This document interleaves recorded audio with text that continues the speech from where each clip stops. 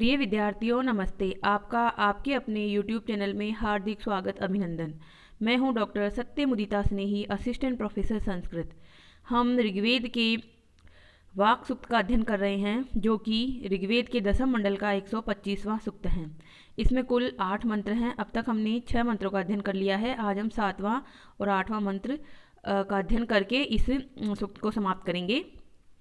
तो जैसा कि आपको विदित है कि यह एक आध्यात्मिक दार्शनिक सूक्त है, अर्थात इसमें ईश्वर से तादात्म्य अनुभव करती हुई जो वाग देवी है वह अपने अनुभवों के रूप में ही ईश्वर का स्तवन कर रही है, यानी ईश्वर को याद कर रही है।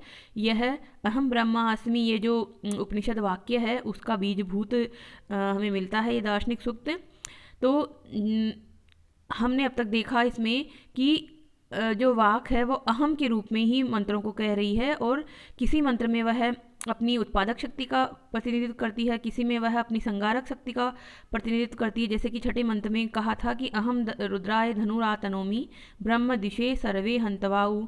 तो इसी प्रकार से है सर्वव्यापकत्व है, यानी कि सृष्टि के उत्पादक, पालक और संगारक तीनों जो हैं वो वाक देवी हैं, अर्थात वाग के जो द्वारा स्तुत किए गए परमात्मा हैं, यानी कि शब्द ब्रह्म हैं।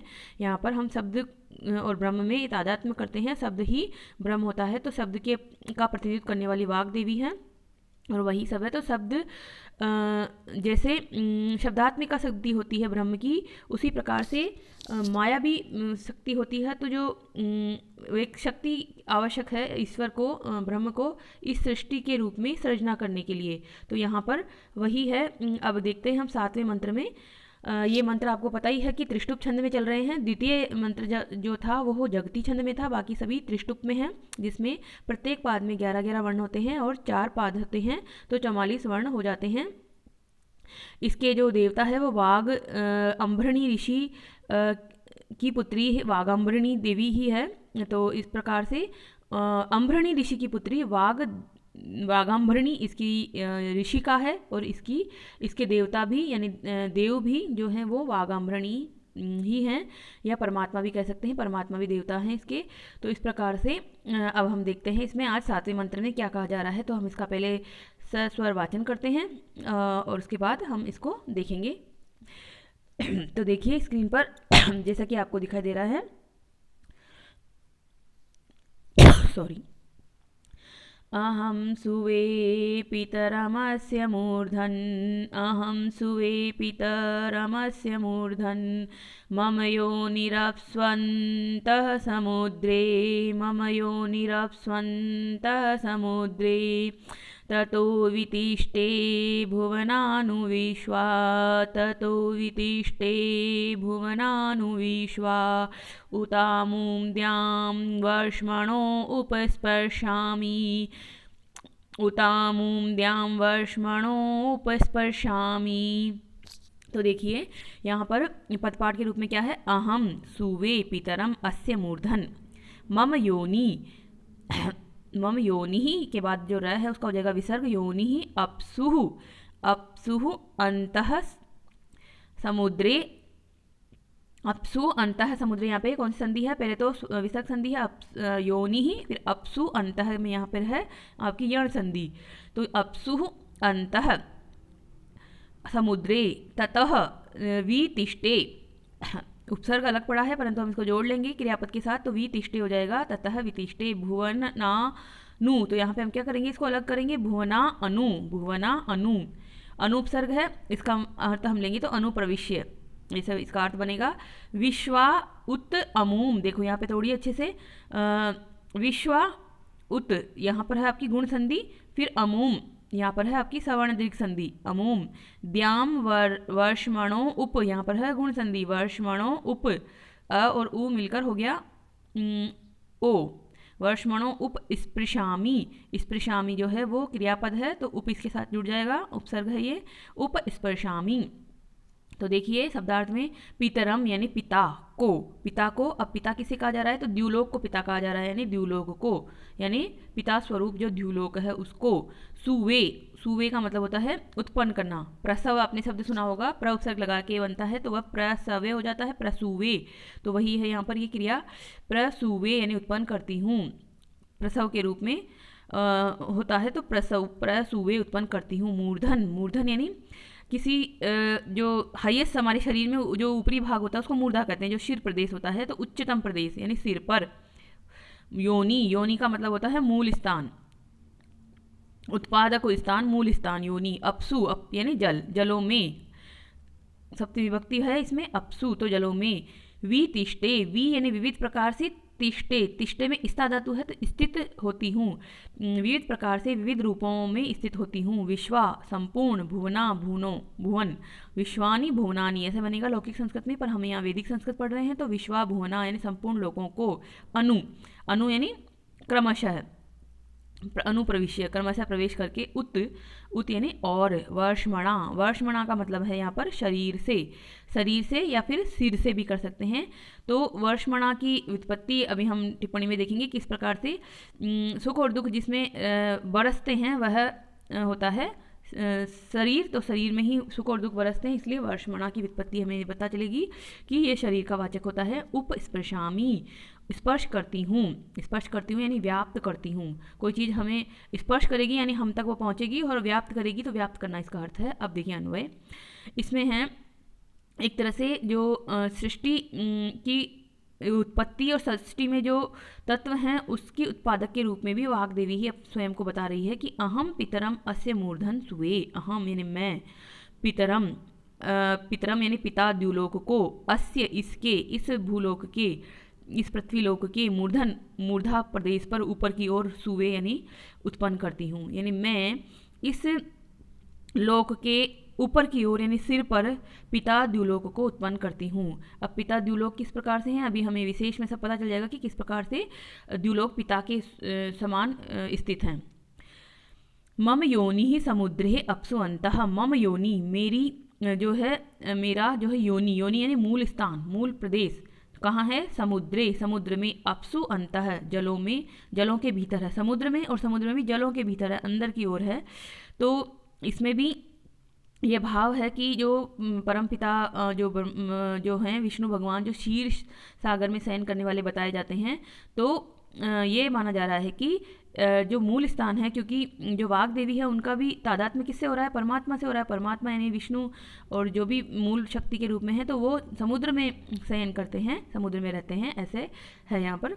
तो मेरा उत्पादक यानी मेरा मूल स्थान समुद्र के अंदर जलों में विद्यमान है। ततः वितिष्ठे भुवनानु, ततः वहाँ से ही, अनु यानी क्रमशः, विश्वा भुवना संपूर्ण भुवनों को, वितिष्ठे विविध प्रकार से स्थित होती हूँ, यानी वहीं से ही क्रमशः संपूर्ण भुवनों में मैं विविध प्रकार से स्थित होती हूँ, यानी विविध प्रकार से व्याप्त हो जाती हूँ। यानी मूल स्थान तो है समुद्र में, परंतु समुद्र में रहते हुए भी कण कण में ईश्वर व्याप्त है, ये आपको पता है। तो एक जगह होते हुए भी ईश्वर सर्वत्र होता है, सर्व अंतर्यामी होता है। तो वही है यहाँ पर कि वहीं से संपूर्ण लोगों को व्याप्त करके स्थित होती हूँ।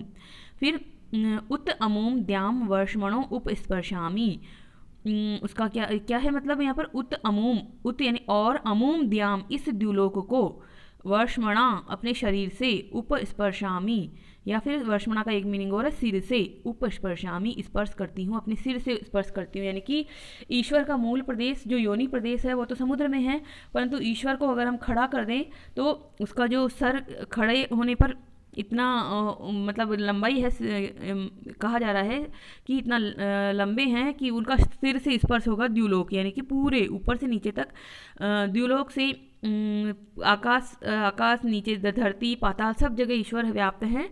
और योनि प्रदेश समुद्र में जल के अंदर में है, और ऊपरी प्रदेश से वह द्युलोक को स्पर्श करते हैं, यानी कि उस द्युलोक का अपने सिर से स्पर्श करते हैं परमात्मा, और परमात्मा करते हैं अर्थात यहाँ पर देवी वाहक कह रही है कि मैं करती हूँ, तो उस द्युलोक का अपने सिर से मैं स्पर्श करती हूँ। अब देखिए इसमें दार्शनिक तत्व हमें मिलेंगे।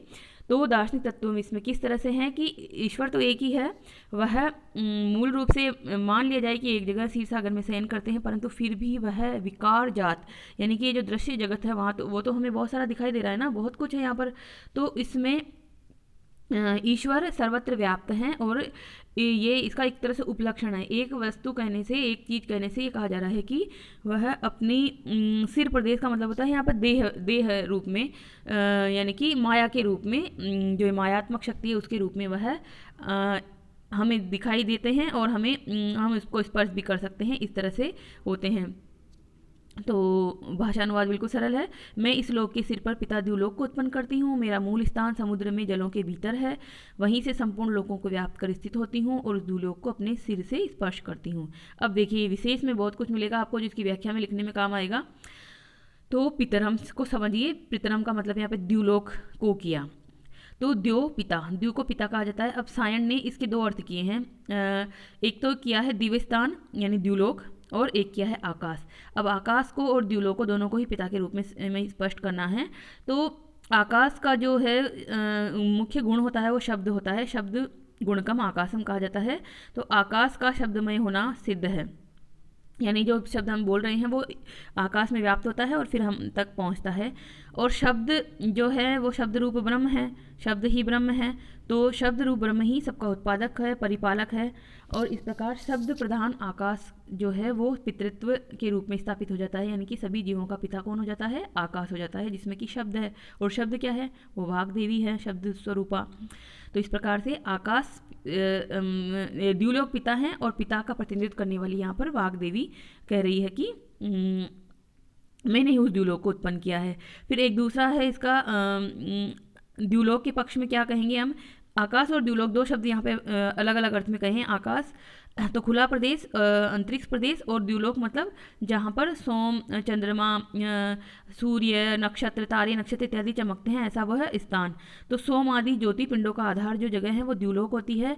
और आपको पता है कि प्रकाश ही जीवन का आधार है, तो प्रकाश को जीवन का आधार मानने के कारण उस प्रकाश को आश्रय देने वाला द्युलोक भी समस्त ब्रह्मांड का पिता सिद्ध हो जाता है। तो इस प्रकार से द्युलोक भी समस्त ब्रह्मांड का पिता हो जाता है। ये जो मैंने सारी बात बताई है आपके यहाँ विशेष में सब लिखी हुई है पितरम वाली बिंदु में, तो आप इसको अच्छे से समझिए कि द्युलोक जो है वो पिता किस प्रकार से हमारे। अब देखिए अस्य मूर्धन, इसकी मूर्धा पर, यानी कि सप्तमी विभक्ति एक वचन है मूर्धनी और उसका वैदिक रूप बना मूर्धन।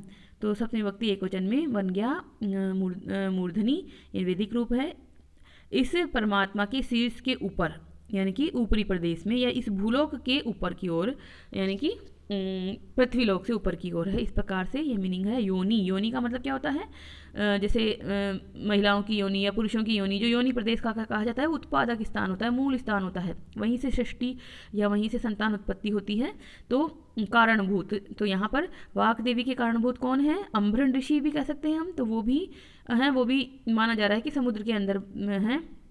या फिर कारणभूत ब्रह्म चैतन्य, ब्रह्म जो है परमात्मा है, वो मूल कारण है वाग देवी के, तो वो भी समुद्र के अंदर है। अपसु अंतः समुद्री, तो ये मान्यता यहाँ पर है कि परमात्मा का मूल स्थान समुद्रीय जल है और वहाँ से वह सर्वत्र व्याप्त हो जाता है।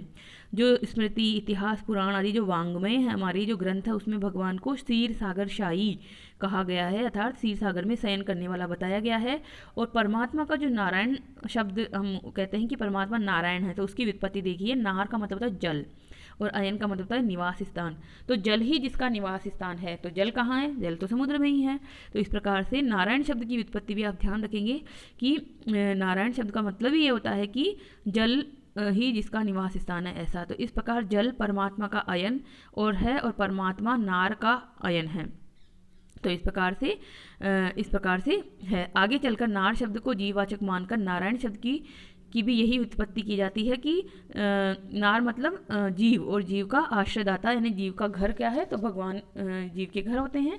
इस प्रकार से संपूर्ण जो ये सृष्टि है उसमें ईश्वर ही व्याप्त हैं, और जो समुद्र में स्थित जल के मध्य में कारणभूत हैं, यानी कि वाग देवी के कारण कहाँ विद्यमान है? जल में विद्यमान है, ये कहा जा रहा है। फिर ततः अनु, ततः अनु का क्या मतलब है? ततः का मतलब हेतुवाचक है यहाँ पर, वहाँ से, अनु यानी क्रमशः प्रवेश करते हुए, तो इस प्रकार से सभी लोकों में प्रवेश करके। वी तिष्ठे, वी उपसर्ग पूर्वक स्था धातु से लट लकार उत्तम पुरुष एक वचन में बना, तो वी तिष्ठे विविध रूप से स्थित होती हूँ। विश्वा भुवना, विश्व और भुवन ये दो शब्द हैं, तो नपुंसकलिंग द्वितीया विभक्ति में है, ये बहुवचन में है, वैदिक रूप है। अगर ये लौकिक संस्कृत के होते तो क्या बनता? विश्वानि भुवनानि, जैसे फलानी, फलम फले फलानी, तो विश्वानि भुवनानि। द्याम, द्याम का मतलब है वैदिक द्यो शब्द होता है, उसका द्वितीय विभक्ति एक वचन में है द्याम, यानी द्युलोक को, तो द्याम। वर्षमणा, अब देखिए वर्षमणा शब्द को समझिए अच्छे से। वर्षति ददाति सुख दुखे जीवात्मने, यानी कि वर्षति यानी बरसते हैं, सुख दुख जीवात्मने, जीवात्मा में सुख दुख जहाँ बरसते हैं, तो कहाँ बरसते हैं? शरीर में ही सुख दुख बरसते हैं, हमारे शरीर को ही होता है दुख और सुख सारा। तो यहाँ पर वृषु सेचने धातु से मनिन प्रत्यय करने से बना वर्षमन, वर्षमन, और उसका तृतीय विभक्ति का एक वचन करके बना वर्षमणा। तो इस प्रकार इसका मीनिंग क्या हुआ कि शरीर से। अब वो शरीर कैसा है? तो दार्शनिक अर्थ में हो जाएगा कि कारणभूत मायात्मक स्वकीय शरीर, क्योंकि ईश्वर का अगर शरीर के लिए कहा जा रहा है तो शरीर तो जो होता है माया रूप होता है और कारणभूत होता है, कारणभूत मायात्मक शरीर से वह धूलोक को स्पर्श करता है। तो इस प्रकार से ये हमारा हुआ 7वां मंत्र। दार्शनिकता लिए हुए हैं और इम्पोर्टेंट मंत्र परीक्षा की दृष्टि से, तो अच्छे से समझिएगा इसको। अब देखते हैं हम 8वां मंत्र, जो कि अंतिम मंत्र है वाक् सूक्त का। वाचन कर लेते हैं हम।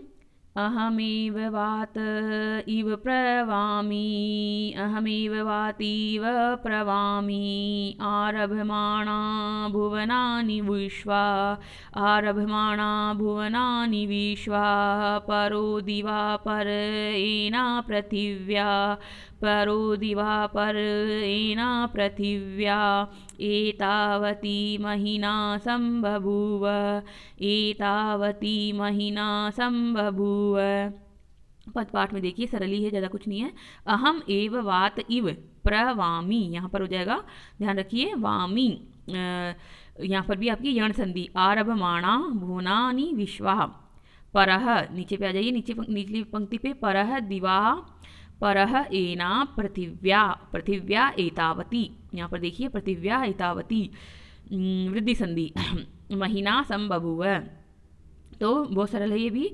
अब यहाँ पे वायु देवी के समान ये जो वाक देवी है सर्वत्र व्याप्त है, सभी की प्राणभूत है, इस प्रकार से बताया जा रहा है। तो आरभ अहम एव यानी मैं ही, वात इव वाणी वायु के समान, इव यानी समान, उपमा अलंकार है, वाणी वायु के समान ही वाणी है, तो वाणी वायु के समान बताई जा रही है।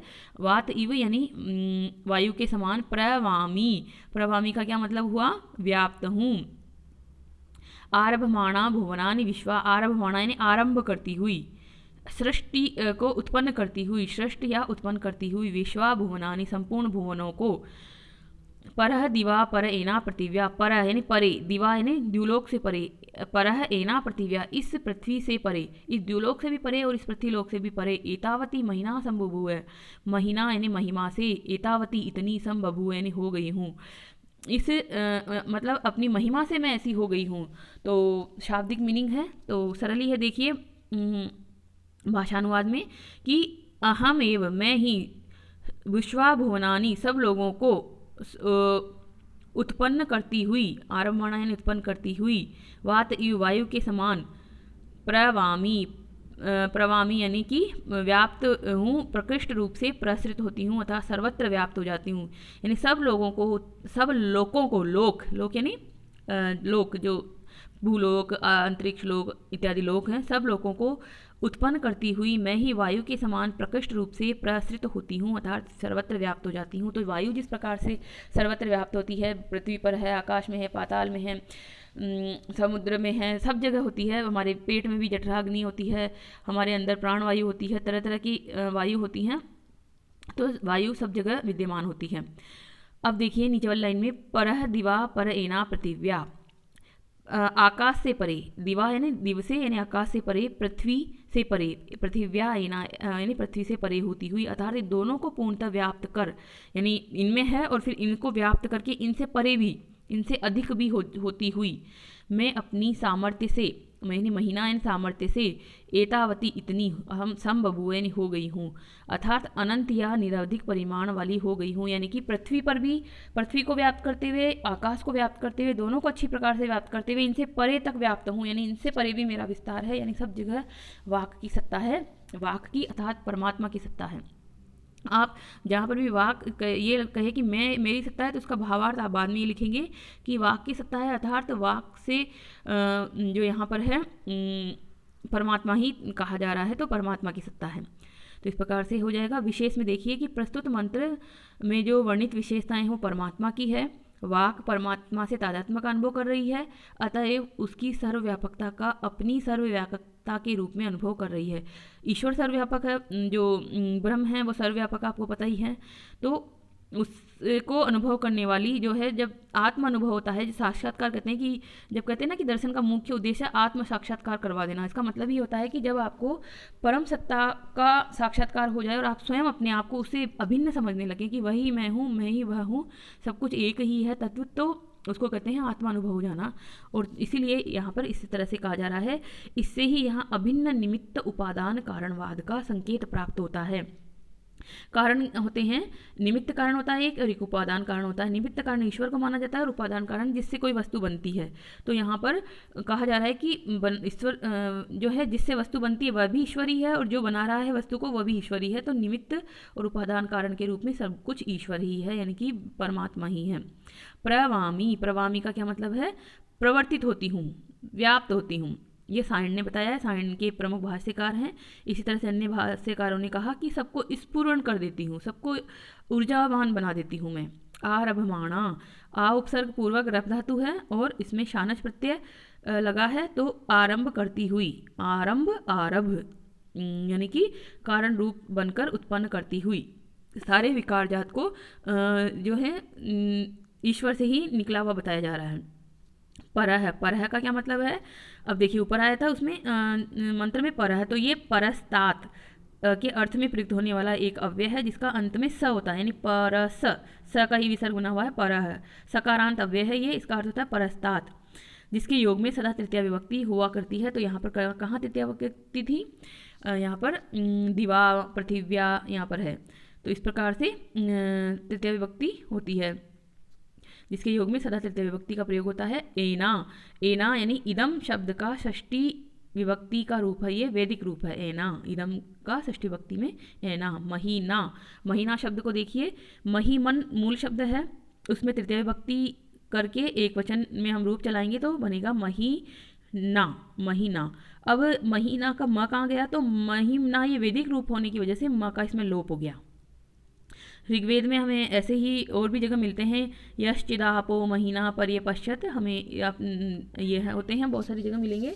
तो महिमा या महीमना एक ही बात है, म का लोप हो जाता है तो महीना बन जाता है। आरभमाणा, आ उपसर्ग पूर्व रव धातु, रव धातु में शप एक होता है, उसमें अशेष रहता है, फिर मुख का आगम होता है तो म शेष रहता है। शानच, शानच में आन शेष रहता है, और टाप प्रत्यय लगता है स्त्रीलिंग में तो उसका आशेष रहता है। जो ब्रैकेट में जो भी बंद है इसका मतलब है उसका मूल रूप ये शेष बचता है, और इस प्रकार से आरभमाणा बनता है, जिसका मतलब हुआ आरंभ करती हुई, यानी उत्पन्न करती हुई।